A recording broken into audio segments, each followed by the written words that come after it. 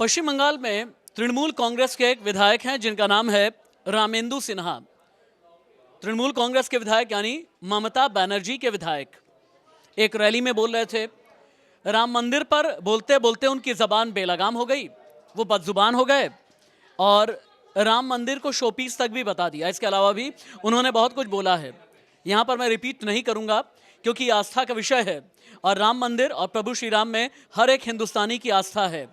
आप सियासत करें ठीक है, लेकिन आप सियासत करते करते अपनी ज़बान को इतना हल्का कैसे कर सकते हैं? जीतू हम एक बार सभी का ओपिनियन ले लेते हैं कि राम मंदिर का अपमान करना या प्रभु श्री राम को लेकर के हल्की ज़बान कर लेना, बदजुबानी करना, क्या इसके ज़रिए आपको चुनाव में फ़ायदा हो जाएगा? ये सोचने की ज़रूरत है। ममता बनर्जी ने अभी तक कोई एक्शन क्यों नहीं लिया, ये भी समझने की ज़रूरत है। जीतू, पश्चिम बंगाल में पिछले कई सालों में हिंदू आस्था को चोट के कई वाक़ये सामने आए हैं। कभी दुर्गा पूजा का रोकना या फिर ममता बनर्जी के और कई फैसले, और अब ममता बनर्जी के विधायक का राम मंदिर का अपमान कर देना। क्या आपको लगता है कि वहाँ पर सनातन पर जो चोट की जा रही है बार बार जानबूझ करके, डेलिबरेटली और डेस्परेटली की जा रही है? आपने अभी कुछ देर पहले ये कहा कि ममता ने कोई एक्शन नहीं लिया। ममता एक्शन कैसे लेंगी? आपको याद होगा जब एक बार वो उनका कारवां गुजर रहा था और रास्ते में लोग जय श्री राम के नारे लगा रहे थे, तो यही ममता थी जिन्होंने गाड़ी का गेट खोला और रोड पर ऐसे उतरी कि जैसे भी उनको मार देंगे। समय समय पर इनका मतलब आप सही कह रहे हैं, वक्त पड़ने पर, ज़रूरत पड़ने पर जब वोटों की याद आती है तो यही ममता बनर्जी आपको दुर्गा पूजा पंडालों में भी दिखती हैं। वहाँ थोड़ा बहुत नाचते गाते भी आपने कभी कभी देखा होगा। ममता वो हैं 2021 में जिन्होंने खेला का नैरेटिव दिया और नैरेटिव देने के बाद एक पांव पर ही उन्होंने पूरा चुनाव जीता, व्हील चेयर पर फुटबॉल खेलते खेलते। लेकिन आपको लगता नहीं कि अब गड़बड़ी हो रही है? सनातन पर चोट करना ठीक नहीं है।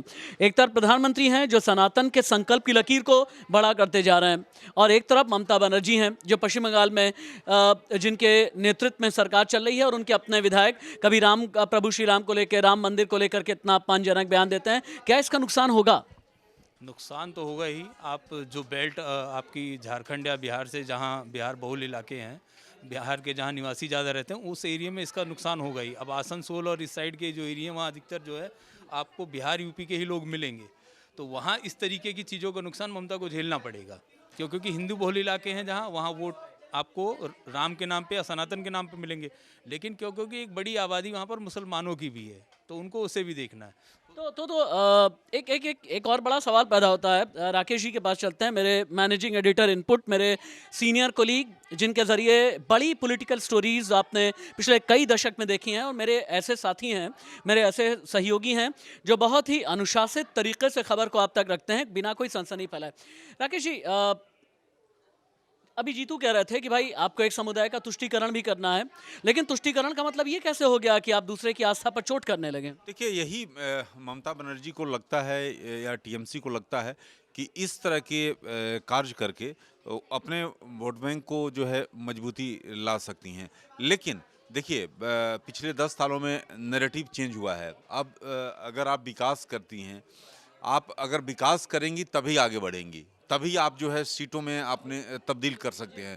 लेकिन ये जिस तरह का बयान दिया गया है वो काफ़ी दुर्भाग्य। और बयान के साथ साथ आपको लगता नहीं राकेश जी कि पॉलिटिकल पोस्चरिंग किस तरह की हो रही है? कभी दुर्गा पूजा की परमिशन आप रोक देती हैं, अगर जय श्री राम के नारे लगाए जाते हैं आप कार से उतरती हैं, गेट खोलती हैं, अपना गुस्सा दिखाने लगती हैं और आपके ही विधायक अब राम मंदिर का अपमान करने लगे।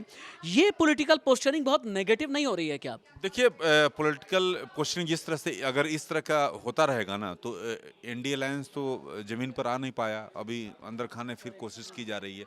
लेकिन अगर इसी हालात इसी तरह रहे और जिस तरह से मंच पर नेता जो है आप शेयर कर रहे हैं विपक्ष में, तो यही जो है जनता को दिखेगा कि देखिए यही राम मंदिर को लेकर क्या बातें करते थे और इस नेता को हम यहाँ पर जैसे मान लिया कि बिहार में है, उत्तर प्रदेश में है, मध्य प्रदेश में, मैं इनको वोट दूं जो हमारे राम को इसके बारे में इस तरह की बातें करते हैं। तो ममता बनर्जी को इसका खमियाजा भुगतना पड़ेगा, ये आप मान कर चलिए।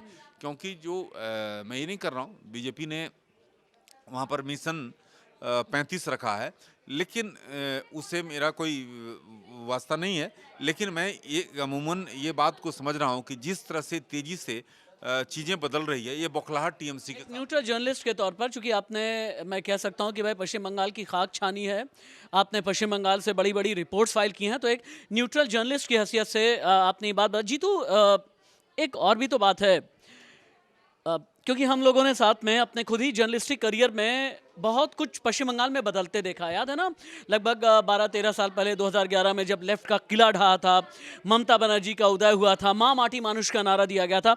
माँ माटी मानुष से ममता डेविएट कब हो गई?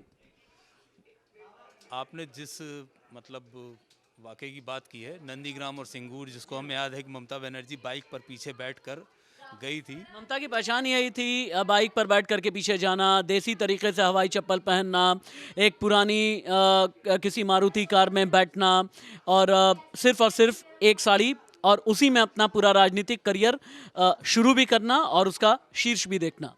देखिए इनका, अब जो आप जब भी आपने कहा कि अब कैसे दूर हो गई उससे, तो दूर नहीं हुई है। देखिए दोनों धड़े होते हैं। ममता को फॉलो करने वाला भी एक मतलब बहुत बड़ी आबादी वहाँ है जो ममता को अपना हीरो मानती है, और एक आबादी वो भी है जो इनके अगेंस्ट है। अभी आपने संदेश खाली में देखा, वहाँ खुलकर महिलाओं ने विरोध किया, लेकिन कई जगह आप देखेंगे जहाँ ममता के समर्थन में लोग अटैक तक कर देते हैं। बंगाल में हमने चुनावी हिंसा का एक लंबा दौर देखा है। वो लोग कौन थे? वो ममता के समर्थक ही थे ना, जो उनके इशारे पर खूनी खेल करने के लिए तैयार हैं। भारती, सनातन का अपमान करना क्या ममता बनर्जी को नुकसान पहुंचाएगा?